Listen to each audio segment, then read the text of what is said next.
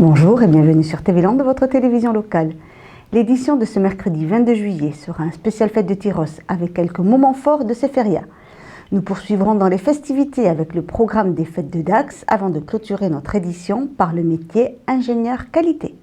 Les fêtes de Tyrosse se sont achevées hier soir sous la pluie. Aujourd'hui et vendredi, nous reviendrons sur les animations de cette édition 2015.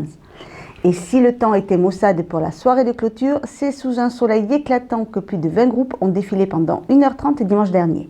Il y en avait pour tous les goûts, des bandas, des danseurs ou encore des échassiers. Retour en images sur ce défilé haut en couleur. Ce dimanche à Saint-Vincent-de-Tyrosse, il valait mieux se couvrir d'un chapeau ou même d'un éventail.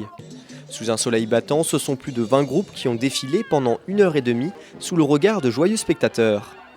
Cette année encore, le défilé nous a offert un tourbillon de couleurs et d'exotisme. Le choix de ces groupes, c'était de mettre une touche, on va dire, humoristique, une touche à la fois traditionnelle sur les traditions hollandaises et une touche, on va dire, un peu attendrissante avec des groupes, notamment avec énormément d'enfants dans les temporadas, dont un groupe qui avait une 50aine d'enfants, et de façon à toucher bien sûr tous les spectateurs, les familles. Ça peut aussi générer des envies au niveau des enfants qui voient ces groupes qui défilent lors des fêtes, nos fêtes ou d'autres fêtes. Ensuite, au niveau des nouveautés, on a mis surtout la touche sur les temporadas qui étaient diverses et variées avec des costumes parce qu'en fait on leur a demandé que le costume était surtout, il fallait soigner les costumes de façon à ce qu'au niveau spectacle ça prenne, on va dire que la mayonnaise prenne. Parmi les groupes présents se trouvaient les traditionnels bandas, toujours fidèles au rendez-vous. C'est la convivialité, c'est le partage avec les amis qu'on retrouve, ça fait partie du canton et voilà, autour de quelques verres d'apéro et voilà, et avec on retrouve aussi les autres bandas qu'on côtoie l'été, on se retrouve pour les grandes fêtes et voilà, ça fait plaisir. C'est très familial, notamment le dimanche où on voit il y a beaucoup de familles, des enfants, il y a un très bon état d'esprit. Il a fait très chaud, là le temps retombe un peu, c'est très plaisant de se promener dans les rues comme ça. D'autres défilaient ici pour la première fois, comme ces danseurs de Sévillane venus spécialement de Dax. C'est sympa le mélange du défilé et pouvoir danser petit à petit comme ça pour présenter un petit peu ce que l'on fait au public, ouais, c'est très sympa. Chaudement, mais c'est très sympa. Alors ce que l'on a fait nous aujourd'hui au moment du défilé, en fait, c'est une Sévillane. C'est la danse traditionnelle d'Espagne, ce que l'on peut danser dans toute l'Espagne en fait. Et c'est pour ça que c'est assez agréable à les danser, tout le monde peut les danser. C'est une danse de couple. Et on peut les danser dans n'importe quelle situation. Donc c'est une danse assez agréable et assez festive. Du côté des spectateurs, tous semblent ravis, que ce soit dans les rues ou même sur les balcons. Moi j'ai pris des super photos et c'était super. Mais il était très joli comme chaque année, varié avec plusieurs groupes qui montrent la culture ici des Landes, de Tyrosse notamment avec le groupe des Échasses et les cultures d'autres pays. Il y avait des Espagnols, il y avait l'Inde. Pour moi, l'esprit des fêtes, c'est que ce soit varié et avec le mélange de cultures. Chacun a ses groupes préférés, mais cette année, il y avait un chouchou incontestable. J'ai beaucoup aimé ces seniors là, en blanc et bleu, super. Plein d'entrain, ça montre que les seniors, ils sont pleins de vie. Mais ils étaient pleins d'entrain, ils étaient marrants. J'ai bien aimé les hommes qui étaient en femmes. Ils ont beaucoup de mérite de danser comme ça et après le flamenco était très sympa. Le défilé terminé, l'apéro pouvait commencer pour prolonger encore un peu plus cette ambiance festive. La culture festive s'initie dès le plus jeune âge. Lundi à Tyrosse, c'était au tour des enfants de profiter des fêtes. Animation, réveil du roi Vincent et pique-nique en famille. En voilà un programme pétillant, regardez. Barbe à papa, ballons, maquillage et jeux en tout genre ont fait le bonheur lundi 20 juillet de nombreux enfants au parc des Arènes de Tyrosse. Le parc des Arènes est un très joli parc qui est notamment ombragé, donc pour cette année c'est très utile. On essaie de recentrer tout le monde et maintenant ça fait 7-8 ans, voire 10 ans même, que la journée des enfants se passe donc autour des Arènes. Et cette année des nouveautés, avec notamment un atelier éveil pour les plus jeunes. Alors au niveau des animations, nous avons cherché à faire 2 zones de jeu. Donc pour les tout petits, ce qu'on appelle nous les pitchounes, Voilà, donc vous avez des jeux en bois classiques qui sont mélangés, vous avez des mini-motos, vous avez des petits poneys, vous avez un petit château, voilà, de telle manière que les petits ne se mélangent pas avec les plus grands, parce que des fois, le monde qu'il y a, il y a quelques collisions. Voilà. Et de l'autre côté, là, on a des plus grosses structures gonflables, qui sont vraiment réservées pour les petits ados, on va dire, qui peuvent s'éclater à fond sans risque pour les tout petits. Tandis que la buvette offrait à boire gratuitement aux enfants, une association de nounous motivés multipliait les maquillages. Et c'est ainsi maquillés que petits et grands se sont dirigés vers le balcon des arènes pour appeler et faire sortir le roi Vincent. C'est le roi de la ville, bien évidemment, qui protège notre ville durant les fêtes. Nous sommes sûrs et certains, par trace écrite, que le roi Vincent est le descendant direct du roi Léon de Bayonne. Par contre, pour sa maman, on a des doutes. Il semblerait que ce soit la belle dacquoise aux yeux noirs de Dax, et voir la Madeleine de Mont-de-Marsan. Mais là, malheureusement, on n'a pas d'écrit, donc on a un très grand doute sur sa maman. Ça y est, je le vois bouger, Ah, il dit coucou. Ça y est, bravo les enfants. C'est le roi. Il dormait, on l'a réveillé, et il est sorti d'un tonneau. Une fois sortis de son tonneau, les familles étaient invitées à pique-niquer dans le parc, dans une ambiance très conviviale, avant de retourner avec les copains sur les animations. Aujourd'hui, c'est déjà emmener nos enfants un petit peu aussi, donc c'est leur journée à eux. Donc je pense que pour eux, c'est génial qu'ils fassent ça, qu'ils prévoient une journée spéciale aux enfants. Puis ils sont contents de se retrouver entre copains, de faire plein d'activités pour les enfants et c'est sympa. Structure gonflable, rugby ou sumo, qu'ont-ils préféré? Rugby élastique. On a attaché avec un élastique et on a un ballon. Et on doit aller le plus loin possible avec le ballon pour marquer l'essai. J'ai fait le sumo aussi. Moi, le sumo, moi aussi. Le sumo. Pourquoi? Parce que j'aime faire la bagarre. Il va de soi que certains ont dû bien dormir après cette intense journée riche en émotions. Pour le 130e anniversaire des arènes de Tyros, parmi les participants, 3 champions de France ont fait le show. Un public de choix avec d'anciens écarteurs et sauteurs de course landaise. Un spectacle familial où petits et grands ont aussi pu se mesurer au bétail. Reportage. Cette année, pour les fêtes tyrosaises, les arènes ont fêté le 130e anniversaire. Un événement qui, pour le coup, a rassemblé les plus grandes figures des courses landaises. Nous sommes tous donc des anciens taureaux de course landaise qui avons donc participé dans notre jeunesse à des spectacles dans les arènes de Saint-Vincent-Tyros. Et on a été appelés aujourd'hui pour les 130 ans des arènes de Tyros. Ils nous ont appelés, invités pour venir se présenter en piste avant le spectacle. C'est sûr que ça remet en mémoire des grands souvenirs pour chaque taureau. Chacun a ses petites anecdotes, c'est sûr. Mais ça fait plaisir parce qu'on voit que quand même on n'oublie pas certaines personnes qui ont fait briller les spectacles à Tyros.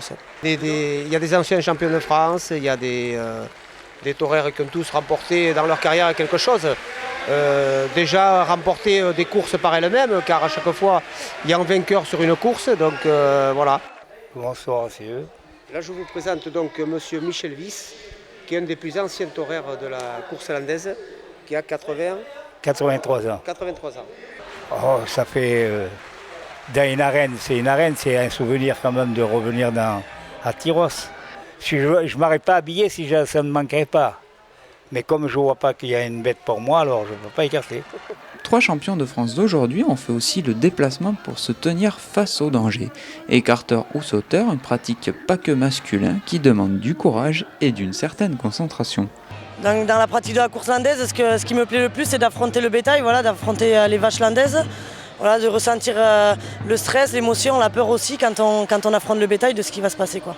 Quand on est dans la course, on est vraiment dans notre monde à nous. Il faut être bien concentré parce qu'on avait du bétail quand même sauvage. Donc oui, on est dans notre bulle, on va dire. Ce soir, oui, j'ai pris quelques coups, mais bon, c'est des petits coups qui s'enchaînent. Donc forcément, c'est pour ça qu'on a mal, mais rien de grave. L'entraînement, on s'entraîne beaucoup l'hiver, mais seulement face à une chaise, sur un objet fixe pour travailler la technique, le geste technique parfait. Et après, on s'entraîne avec des bouées gonflables qu'on s'envoie, ce qui simule la vache, en fait, la course de la vache. Et après, on s'entraîne 2-3 fois avec les vaches. Après, on s'entraîne tout l'été pendant qu'on fait les courses en fait. C'est un milieu très macho, alors on est très peu de filles, là aujourd'hui en compétition je suis la seule. Il y en a eu une avant moi, il y en a une en seconde. Voilà, mais à la compétition, c'est vraiment un monde très différent, très macho, très dur aussi parce que les vaches, elles sont plus impressionnantes, les coups sont plus durs. Donc voilà, mais après, il faut se battre, il faut surtout être passionné par ça, c'est le plus important. Après, une fois qu'on a fait notre place, qu'on a prouvé pourquoi on était là, voilà, les garçons, il n'y a pas de souci avec eux. On a notre place autant que la leur. Le tout, c'est de se faire un peu respecter et de montrer de quoi on est capable. Une tradition qui finalement se transmet de génération en génération et qui inspire aux plus courageux de tenter leur chance dans l'arène. On passe une très bonne soirée. Là, on a découvert les écarteurs et les sauteurs sur les vaches landaises. Et donc là, pour l'instant, je pense qu'on va aller faire un petit tour dans l'arène pour essayer d'aller chercher la petite cocarde sur la vache.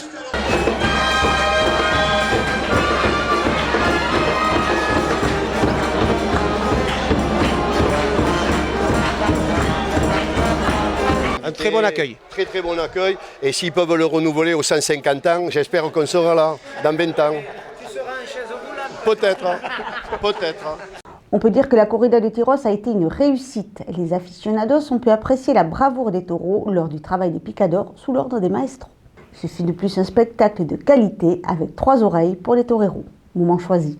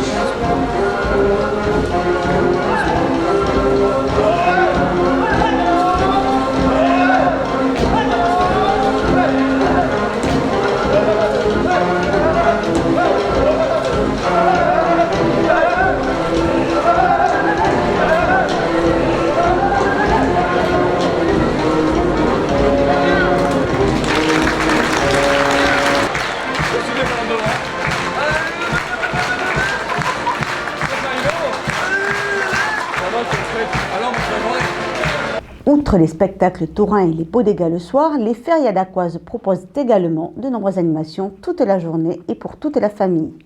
Alors que celle de Tyrosse vient de s'achever et que débute celle de Mont-de-Marsan, Dax se prépare à accueillir à son tour les festailles du 12 au 16 août. La commission des fêtes populaires de Dax nous en a livré les grandes lignes au cours de la conférence de presse de présentation. Cette année encore, le programme de la Feria dacquoise est riche, avec toujours la volonté de mettre l'accent sur la fête de jour et la musique vivante. Effectivement, c'est à la fois une fête qui gardera les qualités de la Feria de Dax, traditionnelle, avec des jours ponctués de thématiques particulières, mais cette année, une volonté encore plus forte de la part de tous ceux qui ont organisé, c'est-à-dire la commission des fêtes populaires, c'est d'axer encore davantage sur les musiques vivantes. Et vous l'avez compris dans la présentation qui a été faite, il y aura cette année de nombreux groupes musicaux qui seront présents soit en statique dans différents lieux de la ville, soit en itinérant, pour drainer les festailles, les faire bouger de lieu en lieu, de place en place, de bar en bar, de restaurant en restaurant. Donc une fête que nous voulons de plus en plus tourner vers la musique vivante pour garder cette qualité que nous avons dans les fêtes de Dax, sur ce plan-là en particulier. Quelques changements ont donc été apportés en ce sens, avec notamment la dernière journée des fêtes, durant laquelle des centaines de musiciens vont animer la ville. La journée du dimanche, traditionnellement, a été marquée par le défilé. Pour autant, on ne supprime pas de défilé, puisque le vendredi et le samedi midi, les deux défilés de musique, de folklore et de banda auront lieu. Mais cette journée du 16, qui, après le défilé, avait tendance un petit peu à s'essouffler jusqu'à l'heure de la corrida et puis de feu d'artifice, on voulait la dynamiser un petit peu, donc on s'est dit pourquoi pas étendre un peu la musique en ville. On aura environ 700 musiciens et chanteurs, banda, musiciens et chanteurs dans la ville. Autre temps fort musical, les Polissons, qui offrent tous les soirs 2 concerts à partir de 23h et qui déménagent cette année dans le parc de la mairie. On avait fait le choix de s'installer en cœur de ville en 2010. Et cette formule, elle a pris petit à petit, elle a été amplifiée par un public de plus en plus nombreux. Et il y a des gens d'un certain âge qui veulent venir au concert et qui peut-être là, en plein cœur de ville, rechigner un tout petit peu. Voilà, vraiment l'espace va être beaucoup plus convivial et permettre d'étaler la fête et d'amener ce public qui vient au concert dans un espace plus sympa, où il y a des arbres, où il y a de l'herbe. Donc on espère beaucoup et on espère surtout que le public va suivre. Dax la Feria, c'est aussi la fête pour tous, avec chaque jour un thème, de la musique au folklore, en passant par les traditions, sans oublier les plus jeunes. Pour les enfants, il y a effectivement la journée des enfants qui est très prisée, où il y a une quantité d'animations qui sont organisées dans le parc Théodore-Denis. Et il y a au tout début de cette journée le fameux Encierro des Pichun, qui est un moment original où, à l'image des adultes qui font l'Encierro de Pampelune, nos jeunes de 5, 10, 12 ans courent devant des taureaux, alors qu'ils sont en carton, nous on le sait, eux le découvrent. Ils font l'Encierro pour rejoindre les arènes et ensuite participer à des jeux d'arènes qui sont des jeux devant des petits veaux qu'on appelle taurillons pour faire peur, mais en réalité ce sont des jeux d'enfants et les enfants eux-mêmes ils trouvent beaucoup de plaisir, mais les adultes aussi, tellement c'est spontané, frais et gai, et c'est peut-être un des moments privilégiés de la fête, mais encore une fois, tous les jours sont des jours privilégiés. Comme de coutume désormais, la fête débutera le 12 août par la journée landaise. À noter aussi parmi les nouveautés, Carmen en version opéra équestre dans les arènes le samedi soir et un village gourmand et gourmet qui s'installera à la Potinière. Et pour finir aujourd'hui dans notre série Beau Travail, nous vous présentons le métier d'ingénieur qualité dans l'industrie. Sébastien a 38 ans. Il aime le basket, les films d'auteur et son métier. Sébastien est ingénieur qualité. J'interviens pour le développement des nouveaux produits de manière à s'assurer que les exigences qualité soient respectées, de la phase design jusqu'au lancement en production. Sébastien évalue les risques et donne le feu vert pour passer à l'étape suivante. Il lui faut être exigeant et posséder des qualités d'écoute car c'est aussi un travail de groupe. On met 2 à 3 ans pour développer une poussette et on lui fait passer environ 250 tests. 599 600. Les gens pensent souvent qu'on en fait trop, mais malgré tout, c'est pour la sécurité de l'enfant, donc ça représente une grosse responsabilité. Sébastien a un bac+3 et l'alternance mène aussi à ce métier pour environ 3 000 € par mois. Dans tous les secteurs, on recherche 24 000 ingénieurs des méthodes de production et de la qualité par an, alors franchement, si c'est pas un beau travail, ça 3351. C'était Beau Travail avec le MEDEF. Voilà, cette édition est maintenant terminée. Je vous remercie de nous avoir suivis. Je vous retrouve vendredi pour un nouveau journal de TV Land, votre télévision locale. En attendant, je vous souhaite une excellente journée.